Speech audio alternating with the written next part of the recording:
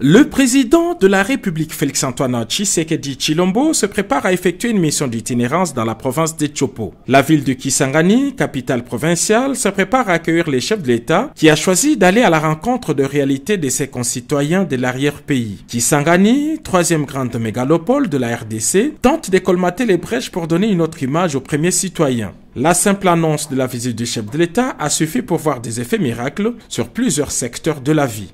Les travaux de la voirie urbaine, longtemps à l'arrêt, ont soudainement repris. Des gros engins sont entrés en action et pour la première fois, la principale voie qui mène vers l'aéroport a commencé à recevoir une couche d'asphalte. Il en est de même de la grande route qui mène vers les stades de Lumumba. Des travaux d'Hercule y sont effectués jour et nuit. L'électricité, une denrée rare à Kisangani malgré la centrale de la Tshopo, est revenue stable. Face à ces réveils, les Boyomais ne cachent pas leur étonnement. Nous sommes des habitants de Kisangani. Nous sommes nés, grandis ici à Kisangani et je vous assure que nous n'avons jamais vu ce que nous sommes en train de voir là.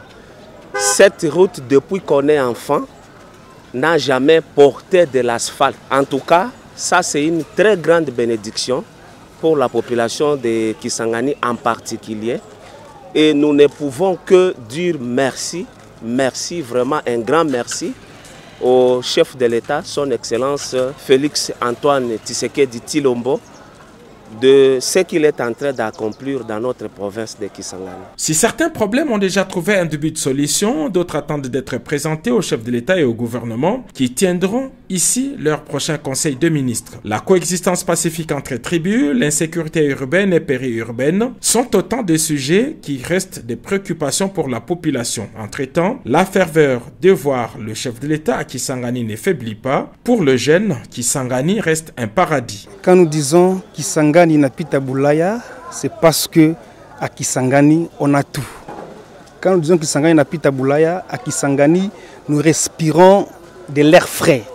Nous avons la réserve biosphère de Yangambi où ça contribue par rapport au deuxième poumon de la planète. Kisangani a de l'air frais. Quand on dit Kisangani napita Boulaya, à Kisangani a un sol fertile où tu peux tout planter et ça va sortir. Même derrière la maison, tu plantes les amarantes, ça va sortir. Partout où tu peux planter, ça peut sortir. Kisangani est une ville hospitalière. Kisangani reçoit tout le monde. Kisangani est au centre du nord-est. À Kisangani, nous avons de l'eau. À Kisangani, on n'a pas la sécheresse. Même à la période sèche, à Kisangani, on a de la pluie. Contrairement aux autres provinces, contrairement à Boulaya, mais à Kisangani ici, on a un climat favorable toutes les saisons. Quand on dit Kisangani napita Boulaya, Kisangani a toutes les belles femmes du monde.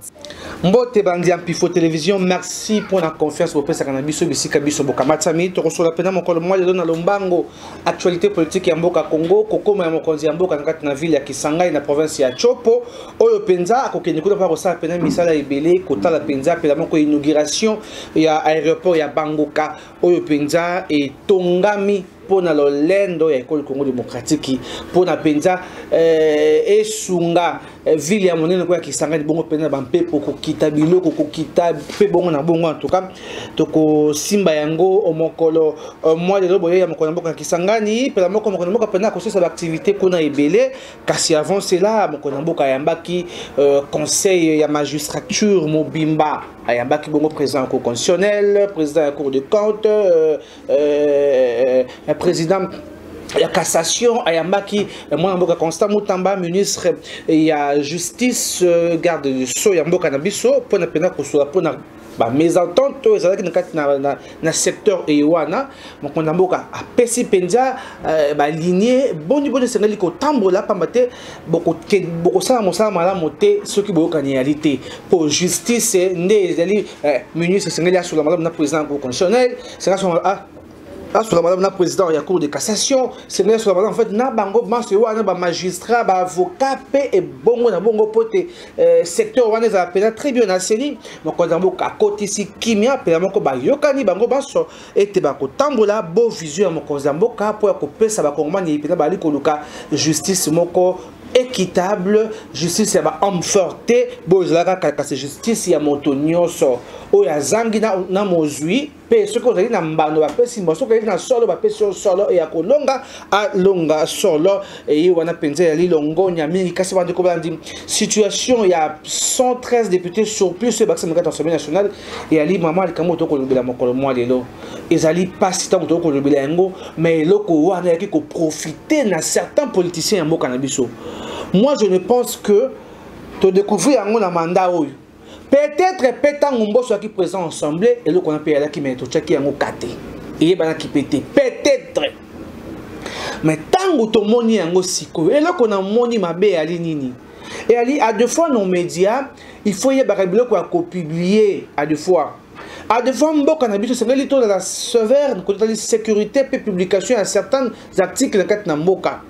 Et ali information encore très sensible motoya ka siégeaka bakata ke sali na Sénat adoka sali na l'Assemblée nationale à côté de l'Assemblée provinciale et yemoko a se multiplier en multiples personnes na loba azo comme directeur général azo comme sénateur azo comme député national azo comme député provincial azo comme prophète azo comme directeur et nini moi je sais pas moi comme partout et tikale ka moke à côté na oya apesa mokozambo kamboto bakengai na li gouverneur ya Kinshasa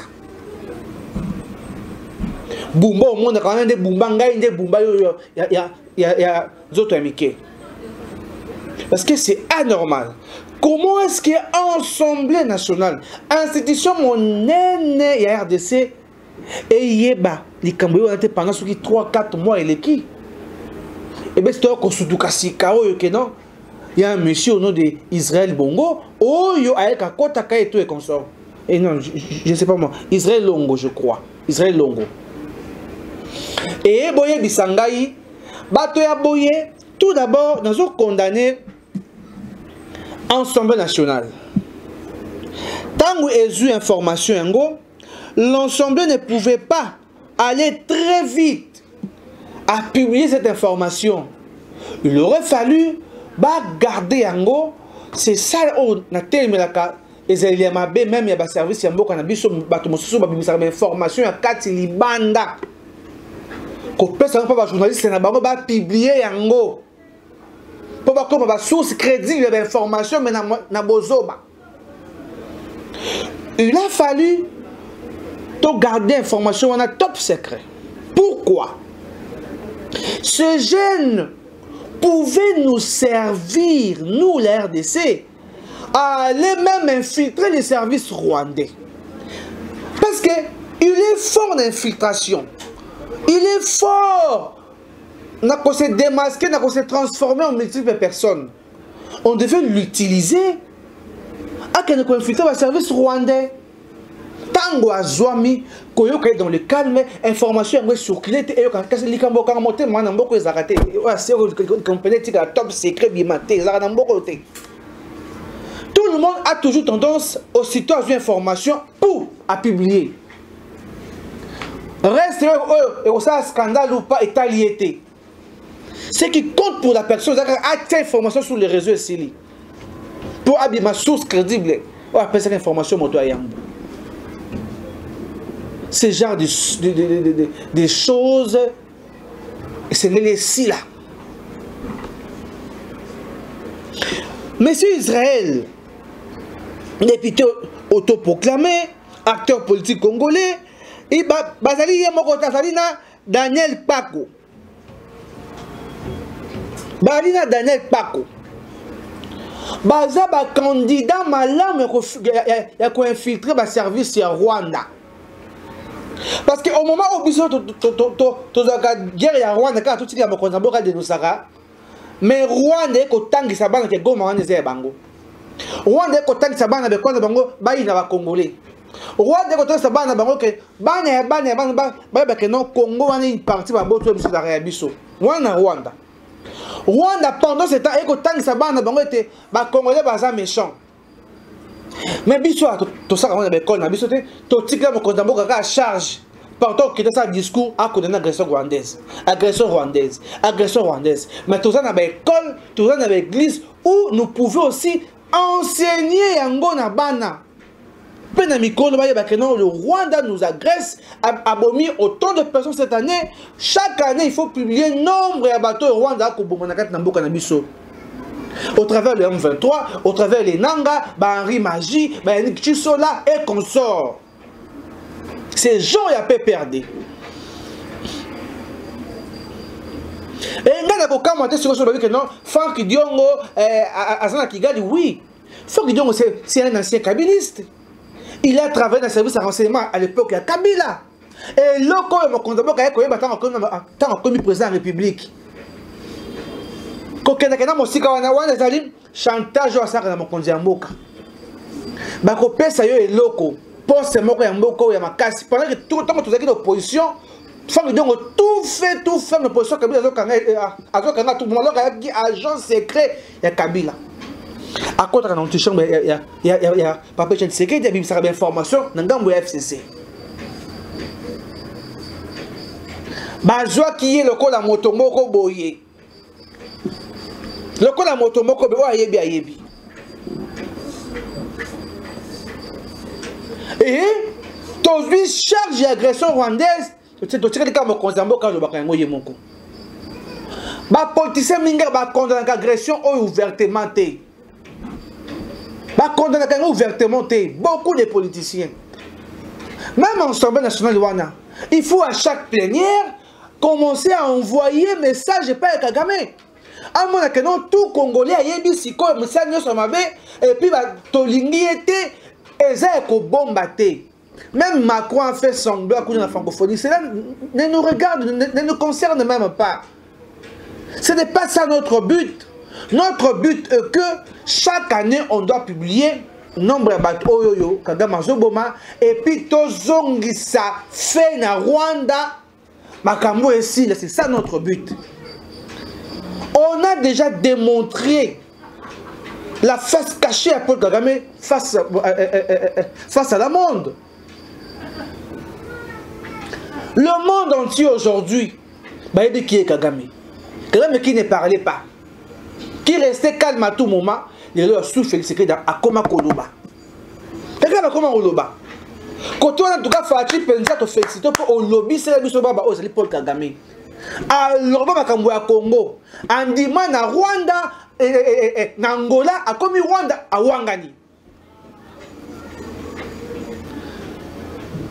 Kagame sera étouffé, humilié, neutralisé jour et nuit.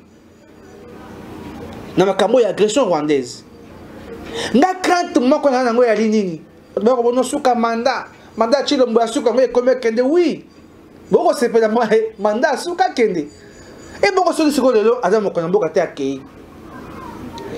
Est-ce que moto akoyaka après akoya na même vision ya ko coincer Kagame na kingo do mur ne fachi ache pota makambo est tangu déjà ba koti kuna kota walekali ba kayo luwa kota vi o ya Kalembe kuna but ya liba contourner non Kivu walekali ba ko kwena Kisangani chopo c'est ça leur but. Mais Bato Banande Bato est qui vous sien non qui vous consort bien surtout consort Bosunga biso la dénonciation. C'est en qualité de magistrat suprême que le président de la République, Félix Antoine Tshisekedi Tshilombo, a réuni ce lundi le principal responsable du secteur de la justice. Il s'agit du bureau du Conseil supérieur de la magistrature, conduit par son président Dieudonné Kamuleta et le ministre de la Justice, Constant Mutamba. Devant ce pouvoir judiciaire réuni, le chef de l'État a donné des instructions et orientations pour une bonne marche de la justice. Ce n'était pas une réunion pour prendre des décisions. Le chef de l'État, en tant que magistrat suprême, il lui a plu, au vu des échéances qui arrivent devant nous, de réunir les secteurs de la justice. Nous avons pu échanger sur les différents points qui concernent la nation et dans le domaine de la justice. Comment faire en sorte que la justice de notre pays puisse encore davantage s'améliorer. Voilà l'objectif qui était essentiel et c'est en cela qu'il a réuni les deux mamelles de la justice pour que, ensemble, nous puissions voir. Nous avons tous résolu, comme toujours, de regarder vers l'avant, afin que la justice puisse réellement être forte et que la République en sorte gagnante. Son Excellence, Monsieur le Président de la République, chef de l'État, nous a réunis pour aborder les questions du secteur de la justice dans son ensemble. Et il nous a dicté des orientations précises pour voir dans quelle mesure améliorer la manière d'administrer notre justice au bien ou pour les mieux de notre peuple. Tant que 4-5 députés à Est, ma complice, ça vous fait comment? Vous les gens de l'Est, ça vous fait comment? Parce que moi je ne suis pas de l'Est, mais je suis congolais. Est wana ndaku na ngai, est wana mboka na ngai, est wana loboko motema lokoliso na ngai. Et sengeli na biso to yeba ndenge akobanda ko dénoncer même ba proche na biso oyo bali bendemi ya mboka. Et sengeli na biso ndenge wana. Mais tant que tu as silence, il y a silence, il y a complicité. On ne peut pas être député au Séjara à Kinshasa, en même temps aux alliés, na corps secret na Rwanda, na groupe na yo alimentaka. Pour pesa Rwanda mzela ko yiba ba minerai en boka na biso. Ce qui se passe au Katanga makamba minerai, mais c'est un scandale. Si on a le bien bon sur le autant de il y a tant de choses. Oh, ba famille, ba nine conso, ba oncle, ba nine conso, ba kosala chakamade sukuli na ngambo est, ya Katanga pona minerai. Kasumbalé, c'est du désordre. Lola, bah n'en parlons pas. Mon condiambo, quand tu peux suspendre, entrer sur l'étranger dans la site minière, le bon chef de l'État. Entrer à l'étranger sur la site minière. Parce que cela nous fait perdre beaucoup d'argent. Au contraire, on a un péage à 500 tonnes, à préférer aller sa motombongo dans ma gouille, surtout les Chinois. Allez sa motombongo sur 15 000, 20 000 dollars. Pour mon toit, le barrage, non. Elle a 50 tonnes, mais 17 tonnes. Mais 50 tonnes, elle est qui? L'État veut échapper à 1 million. C'est chaque jour. Allez vérifier, allez-y vérifier. Kasumbalé, sa Zambie, Kota Kuna, Magouille, ça, centre à Magouille, et Kuna. Mais comme ça, les minéraux. Centre à Magouille. Et tous les gens qui sont là-bas, qui travaillent là-bas, parce qu'ils ont facilité mon lit, chaque jour. Il suffit seulement, sérieux, et vous allez voir cette cocotte.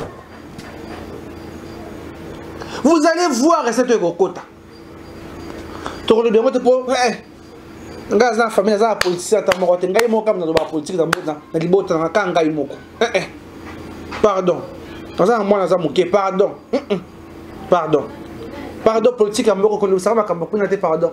Pardon. Pardon. Pardon. Voilà. Garçon, wana. Ouais, faux député. Il faut servir mboka na biso na ba mission suicide au tinda bango na ba Rwanda wana. Mais erreur grave de Suisse en motema na ngai ali publication to publier bango pourquoi?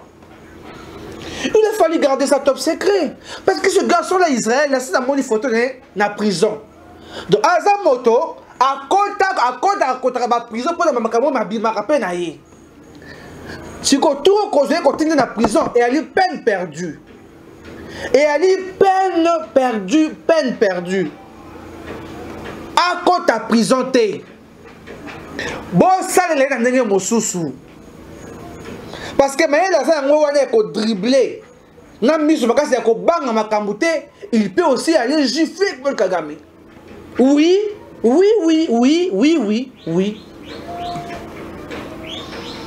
Il peut aussi gifler Paul Kagame. Mais quand publier bango bongo, vous pensez que vous savez si bango te akoya ne sorozonga susu après ozonga sous député. Nous mususu. Alors c'est le même problème à Sadiwana.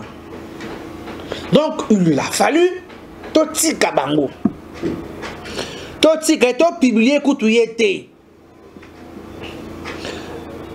Israël bongo azali mwana moko en tout cas moto ba okatele sali na Assemblée nationale bino moni epete azole masali na Sénat na Assemblée na nini en tout cas il faut aux alaraïe hein il faut aux alaraïe en tout cas pour des gars mis sur ma casse wana non voilà bandeko balanzi to tourner siko miso na Kisangani et pas action mon Mozambique kei et pas gouvernement mbese déplacé et pas to constater le ministre la semaine oyo kuna chef azo kende kuna pour ko saba inauguration kota banzelo batongaki misala boni bona tika et salemi après campagne azoki su Kisangani donc to ba 8 mois 9 mois après. Merci beaucoup de partout. Bandeko Bandia Pifo Télévision. Dans le bac de bateau sur la carte, c'est tellement essentiel. Bolandi va 20h et il y a ministre de la Justice, il y a président de la Cour constitutionnelle. Bolandi peut reportage sur arrivé à Mokonombo quand il s'en boni bandeko bana boyoma singa mamba ko zabaya mokonzi ya mboka. Et ça, merci à Francis Capena sur mes caméras. Merci à Roland Bononga Massini. Bon, continuez à s'abonner, en tout cas, sur la télévision. Bon, que nous sur notre compte Twitter, notre compte TikTok et partout. Sur Facebook surtout aussi. Vous avez mingi. Bande kodo sur Dubaï. Na Ipsibino. KBG Service. Ezawana Ponabino. KBG Service. Olingi. Guide sérieux. Parce que pour moi, dans le photo, guide le Kouta Bazali. Alors, on a pris à des fois. Et là, on a 10 000, on a 20 000. Mais avec KBG Service, c'est l'honnêteté au service du peuple. Et là, on a 10 francs, on a 10 francs. Bon, KBG Service, on a Dubaï, l'hôtel de Madame Makola, là, visiter. En tout cas, KBG Service, c'est du sérieux au service du peuple. Merci beaucoup. Tout le monde